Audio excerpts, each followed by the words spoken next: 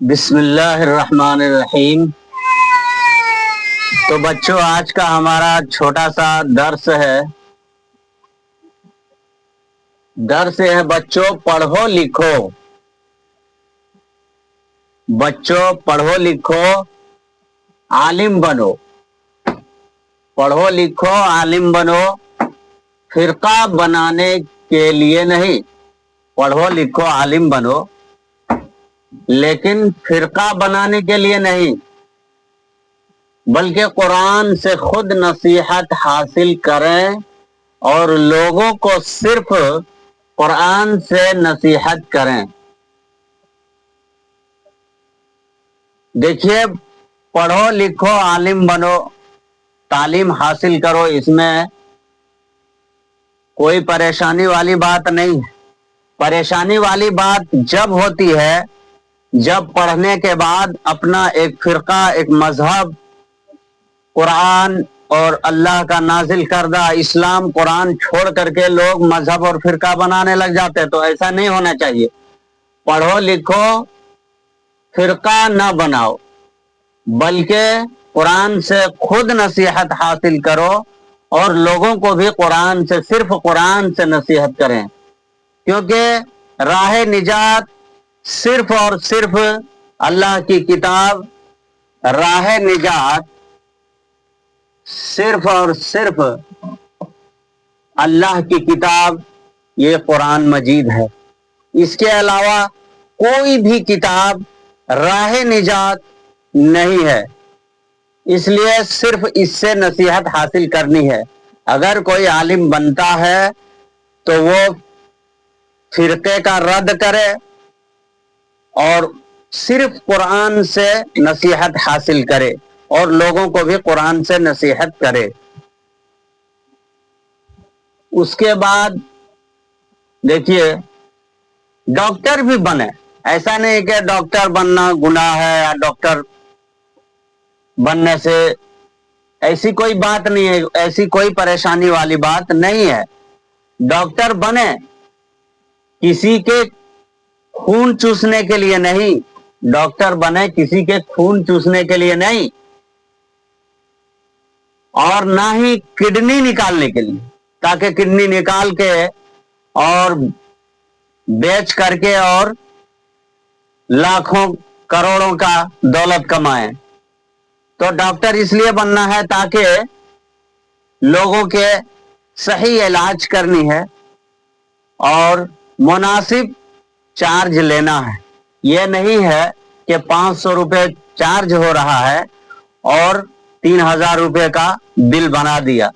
تو یہ سارے جو ہے نا، یہ سارے اعمال جو لوگ کرتے ہیں، یہ لوٹنے اور دولت جمع کرنے کے فراق میں رہتے ہیں۔ تیسری چیز یہ ہے کہ پولیس بنے۔ کیا بنے؟ پولیس بھی بنے، اس میں بھی کوئی پریشانی، کوئی گناہ والی بات نہیں ہے، لیکن رشوت لینے کے لیے اور دولت جمع کرنے کے لیے نہیں، بلکہ صحیح ڈیوٹی نبھانے کے لیے پولیس بنے۔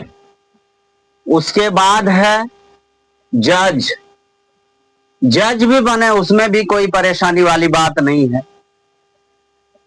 جج بھی بنے، لیکن غلط فیصلہ کرنے کے لیے نہیں، غلط فیصلے سنانے کے لیے نہیں، ٹیبل کے نیچے سے کروڑوں کا مال لے کر کے اور غلط فیصلہ سنانے کے لیے نہیں، بلکہ صحیح فیصلہ سنانا ہے، بلکہ صحیح فیصلہ سنانا ہے اور انصاف کے ساتھ فیصلہ کرنا ہے۔ فیصلہ انصاف کے ساتھ کرنی ہے، تاکہ اللہ کے حکم کے مطابق انسان چل سکے، تاکہ اللہ کے حکم کے مطابق انسان چل سکے۔ کیونکہ اللہ تبارک و تعالی سورہ مائدہ کا 44 آیت نمبر، سورہ مائدہ 44، دیکھیے ہم حوالہ دے رہے ہیں، آپ لوگ کی بھی ذمہ داری ہے کہ اس کو دیکھا کریں، کیونکہ ہم بھی انسان ہیں، ہم سے بھی بھول چوک ہو سکتی ہے۔ تو آپ لوگ بھی دیکھا کریں کہ آخر واقعی اللہ تبارک و تعالی ہم کو کیا پیغام دیتا ہے. اس لیے خود بھی قرآن کو دیکھا کریں. تو اللہ تبارک و تعالیٰ دیکھیں صاف صاف اللہ تعالیٰ کہتا ہے کہ جو کوئی اللہ کے احکام کے مطابق یعنی اللہ نے جو نازل کیا ہے اس کتاب کے مطابق جو فیصلہ نہ کرے تو وہی لوگ کافر ہیں. وہی لوگ کیا ہیں؟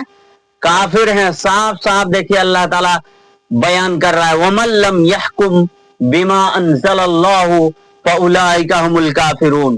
جس کسی نے بھی اللہ کے نازل کردہ کتاب کے مطابق فیصلہ نہ کرے تو وہی لوگ کافر ہیں. اس لیے دوستو میں بڑے ادب احترام سے آپ لوگوں سے گزارش کرتا ہوں کہ بڑی ادب و احترام سے میں گزارش کرتا ہوں کہ اس کتاب کو پڑھیں, اس کو سمجھیں, اس کو سمجھنے کی کوشش کریں اور اسی سے نصیحت حاصل کریں اور لوگوں کو بھی اسی سے نصیحت کریں. مسئلہ یہ ہے کہ اس کتاب کو لوگوں نے کیا کیا ہے, اس کتاب کو ایک